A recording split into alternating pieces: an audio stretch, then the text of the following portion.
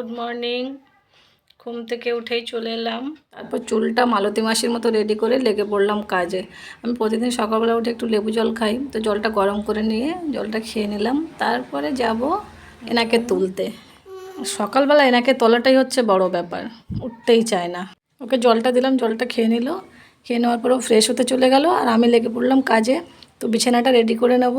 আর এই বিছানাটা না আমার বেশিক্ষণের জন্য রেডি থাকে না, মানে অগোছালো হয়ে যাবেই যাবে, পরিপাটি কতক্ষণ সেই বিছানার উপরে যত কিছু সব বিছানার উপরে। তারপর ঘর দোর মুছে এনাকে একটু হেলথ ড্রিঙ্কস দিলাম, খেয়ে নিল। একটু অ্যামাউন্ট ছিল সাথে, পিছন ঘুরে দেখে ইনি বসে আছে, একটা টিপ করে দিলাম। উফ কি সুন্দর যে লাগছে। আমি চলে গেছিলাম স্নান করে চলে আসলাম। তারপর ঠাকুর ঘরে যেতে হবে। ঠাকুর ঘরে ঢুকলে আমার অনেক কাজ থাকে, মানে ঠাকুরের সমস্ত জিনিসপত্র গোছাতে, বাসন মাজতে। বাসনগুলো আগে মাজা থাকলে একটু সুবিধা হয়, কিন্তু আজ মাজা নেই, বাসনগুলোও মাজতে হবে। ঠাকুর ঘরে ঢুকলে মানে কথা অনেকটা সময় লাগে, জানি না সেটা কতদূর দেখানো সম্ভব, দেখানো হয়ে ওঠে। তারপর চলে আসলাম রান্নাঘরে, ভাতটাও ফুটে গেছে, আর একটু ডিম ভাজা করে নেব। আমার বাবলি আবার বেরোবে, এখন স্কুল নেই, স্কুলটা ছুটি, কিন্তু টিউশন আছে। আমি খুব সাধারণ, তাই আমার লাইফস্টাইলটাও খুব সাধারণ।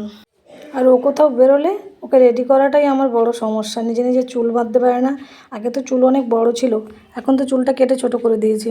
এই চুল বাঁধতেই আমার মানে সমস্ত কাজ ফেলে ওনার চুল বেঁধে দাও, কি ড্রেস পরবে সেটাও আমাকে বলে দিতে হবে, খুঁজে দিতে হবে। ও নিজে কিচ্ছু করে নেবে না।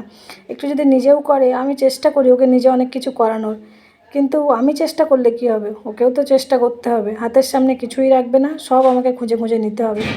তো ওর চুল বাঁধাটা খুবই কষ্টকর সত্যি এটা। তারপর ওকে একটু খাইয়ে দিলাম। তড়িঘড়ি না খাইয়ে দিলে খেতে বসলে 1 ঘন্টা সময় লাগে, অত সময় এখন নেই। যেহেতু টিউশন আছে, টিউশনে যাবে, তো গুছানো রেডি, খাওয়ানোও রেডি।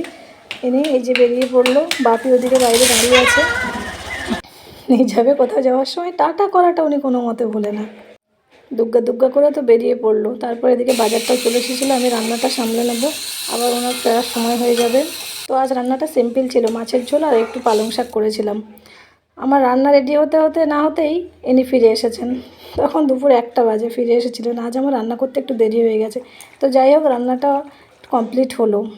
তারপর দুপুরের লাঞ্চটাও হয়ে গেছিলো। লাঞ্চের পরে একটু ফল কেটেছিলাম, এবং ফলটা দেবো। তা ফল খেতে গেলে ওনার খুব কষ্ট।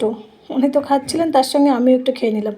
আর বিকালে ছিল একটু পকোড়া, আর পকোড়া খেতে আমাদের সবারই ভালো লাগে, আর ওর তো খুবই ভালো লাগে। পকোড়া ছিল আর একটু কফি ছিল।